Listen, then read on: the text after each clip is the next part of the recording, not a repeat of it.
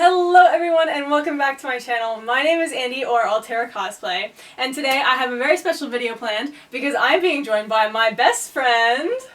Hi, I'm Charlotte, a friend of you. You can find me on YouTube at CharlotteAM. And also on Instagram and TikTok. Friend of you.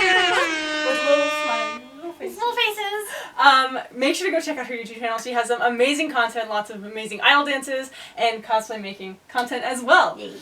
There's an age-old question, you've asked me this many times when we've been crafting together, is what do I prime my phone with? Yeah, what the heck? There's like 3 million options. There's 3 million options and no one seems to have an answer as to what is the number one best option. So today we are going to test a couple different options that I've used in my years to give you an answer. Yay. And all of you as well. Okay, so now that we've laid out exactly what we're doing, let's show you what we're going to be using. So today we're going to be experimenting on some 4mm EVA foam.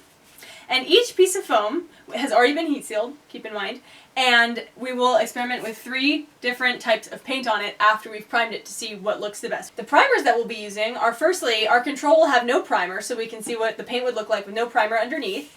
We'll do one with Mod Podge, one with PVA glue, and one with black plastic dip. Alright, I think that's everything. Are you ready to go? Let's go! Let's do it!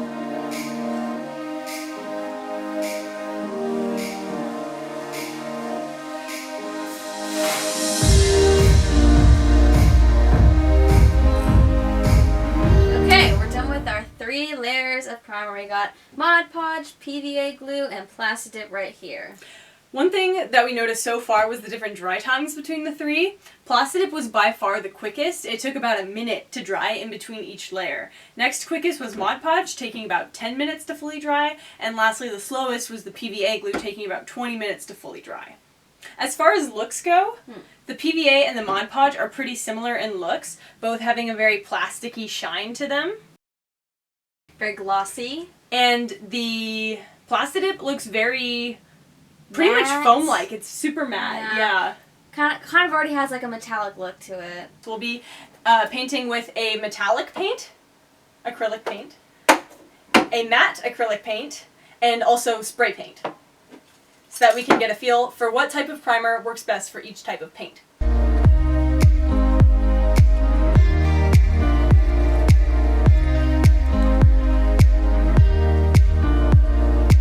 Okay, you guys, we're done. Here are our results. So we started off first with the no primer, and you can tell really right off the bat that this was the one with no primer. Lots of texture coming through from the original foam. You can see the pores. It soaked up a lot of the paint. So it's really uneven in its coat. Alright. Next we have our Mod Podge. Really glossy. Super glossy. That's but the first thing I immediately, noticed. the thing that jumps out to me is how clumpy it looks. It looks really Yeah. thick on the foam. It's thick and streaky. Mm-hmm. The matte looks good, but it still looks glossier. Yeah. And the spray paint. Holy Super cow. glossy. It Oh is my so gosh. shiny. It makes the metallic look good, but those bumps really stand out. Yes. Alright, next is PVA. This one's my favorite. Oh, okay. Mhm. Instantly, I noticed some streaking on this matte. Could be from the brush. Could maybe just like another layer would fix that, because we only did one layer for the matte paint. That's true. Mhm. But the gloss, Or the the spray shine, paint. looks so It's good. so good. And this metallic, it looks really interesting. I don't know what you would use this for, but it looks really clean. Okay, next is Plastic Dip. I was really disappointed by this one. I expected better. I'm thinking the darkness from the Plastic Dip kind of clashed with the colors that we might have chosen. Maybe. It kind of has that gritty feeling from an unprimed piece of foam, yeah. But if it works for you, it works for you. Mm-hmm. What is the best thing about the Plastic Dip by far is just ease of use. Mhm. Because it's an aerosol, you just spray it on, it dries within a couple minutes, and then that's it. You can forget about it. Alright, so what's your final verdict? Which one do you like the best? I will say, due to the color and the lack of streakiness, the PVA glue wins in my book. Okay, but there's still one more very important test that we have to do, and that's the crack Cracking. test. Oh gosh. Okay.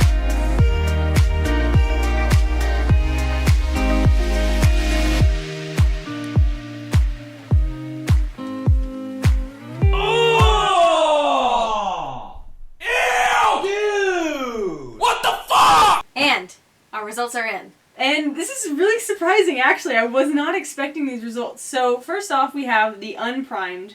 And the biggest thing with this one is that it didn't crack too much. Not really. But it the metallic specifically. Got some on the darker black over here, and I was like, wait, what's going on? And I rubbed it, and I'm like, oh, it's coming off like a peel. Yeah. Mod Podge next. This is one that I thought would fail the crack test, and I was correct, it did. Once we pulled it back a little bit, you can see there's some cracking happening, especially in the metallic paint. But again, this one did rub off. Yeah.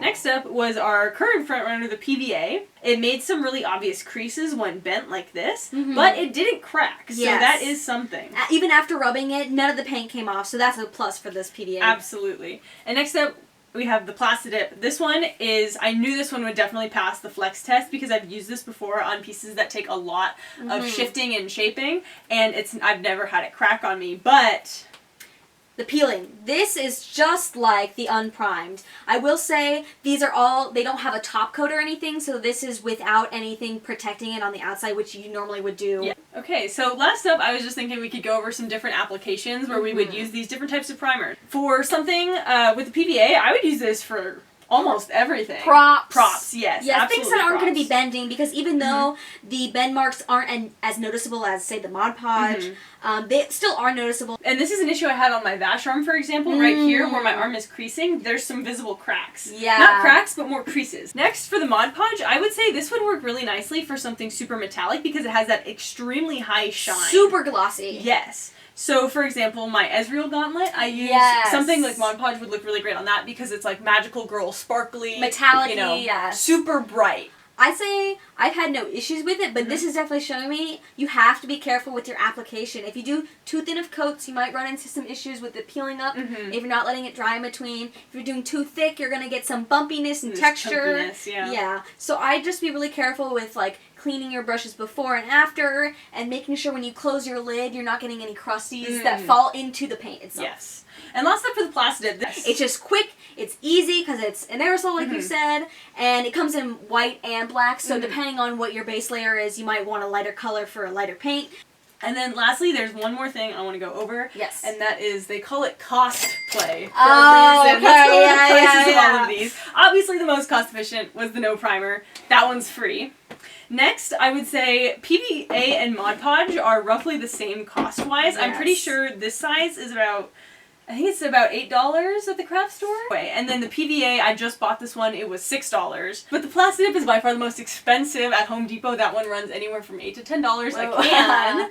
And if you have bigger projects, well, yes, it is super convenient because it goes by super fast. You just have to be ready for that price commitment. I've done cosplays where I've used like 2 or 3 cans of Plastidip, so that can take a chunk of your budgets. That's just something to be aware of.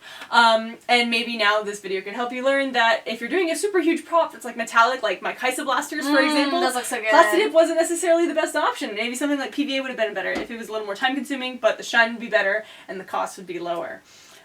So you have any closing notes? I feel like this experiment was really interesting. I've been asking for ages, what do I use? I'm so new to foam making. I'm like, what do I use? There's so many to choose from. But in the end, it is up to you, the individual, and we hope that this video helped you get a better idea of some of the different primers. Thank you so much for watching. We hope you have a great day, and happy cosplay!